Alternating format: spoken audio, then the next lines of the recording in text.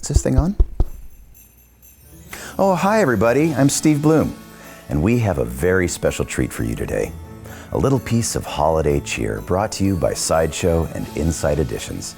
So fetch yourself a cup of hot chocolate and sprinkle it with marshmallows. Snuggle up, settle in, and relax, because today we're going to be reading Die Hard, the illustrated holiday classic by Doogie Horner.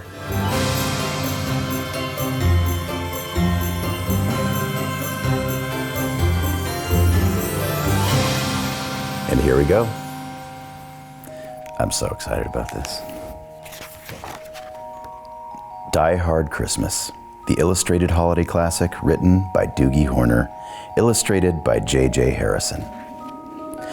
'Twas the night before Christmas, and up in the tower, everyone was partying, except one wallflower.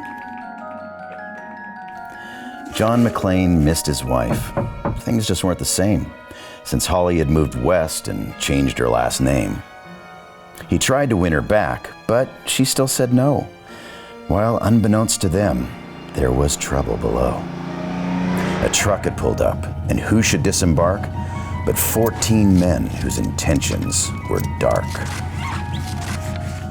They spoke not a word and unloaded big crates. They cut the phone lines and locked all the gates. Carl swept the ground floor, shooting every guard dead, while visions of bearer bonds danced in his head. John took off his shoes, making fists with his toes. It actually worked. Well, what do you know?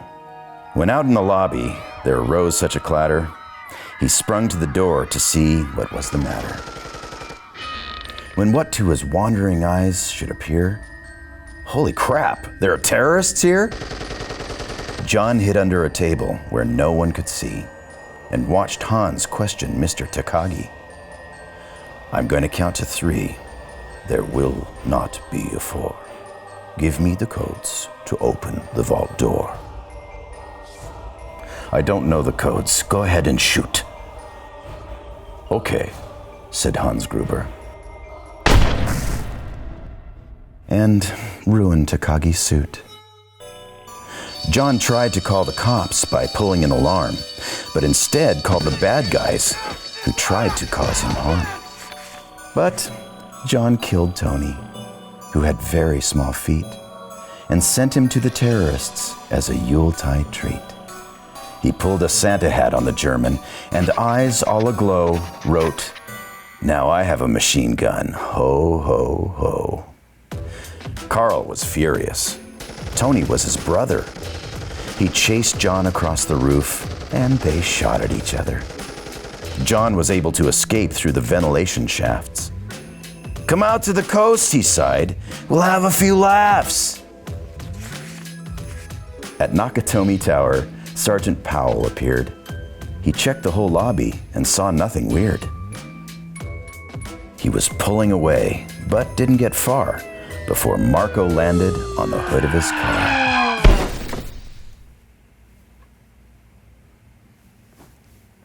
Powell drove away backwards, screaming in fright. "Welcome to the party, pal," John yelled with delight. More people arrived, the FBI and a SWAT team. But Hans didn't mind. It was all part of his scheme. More rapid than eagles, his henchmen they came, and he radioed and shouted and called them by name. "Now Eddie, now James, now Franco, now Uli, on Fritz and on Carl, hair long and unruly." They shot the SWAT tank with a surface-to-air missile and knocked it away like the down of a thistle. Now John McClane was angry indeed. He blew up 2 terrorists and called them jerkweed. Ellis told Hans, "Booby, I'm your white knight." Hans shot him dead, giving the hostages a fright. Han went to go check on the explosives fuse and saw that poor John wasn't wearing any shoes. John fled from Carl and Hans, but alas, he had to run barefoot over sharp, broken glass. His feet, how they hurt, his soles, oh so bloody. John crawled to the bathroom and called his good buddy. John was weary and ready to throw in the towel until he got a pep talk from Sergeant Al Powell. Powell was chubby and plump, a right jolly old cop, and he trusted the cowboy in the tattered tank top. But a reporter was probing into McClane's life and revealed that Holly was actually John's wife. Hans quickly flipped over the gold picture frame. "It's a pleasure to meet you, Mrs. McClane." His clothes all tarnished with ashes and soot, John staggered to the roof, bloody and barefoot. I know how he feels. Anyway. The explosives were wired to the rooftop with care, in hopes that the hostages soon would be there. John warned everyone the rooftop would soon blow, as the chopper strafed him with high-powered ammo. Around his waist, he tied a fire hose tight, and screaming an oath, jumped into the night. He dangled in the air and gritted his teeth, while flames encircled the tower like a wreath. Fiercely fighting his way back inside, John yelled out, "Hans!" He was done trying to hide. He limped to the vault like an old man on crutches, only to find Holly in his filthy clutches. John dropped his gun, put his hands on his head. It seemed he and Holly would soon be dead. But with a secret gun taped to his back, John shot Hans in a surprise attack.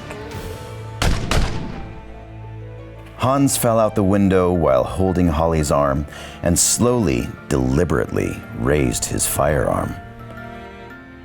The tenacious villain held on by his nails till John unhooked Holly's watch and said, "Happy trails." Bearer buns fluttered like fresh fallen snow as Holly embraced her blood-spattered beau. So, Merry Christmas to all. Be kind to one another. And most of all, yippee-ki-yay, mother. Well, wasn't that jolly?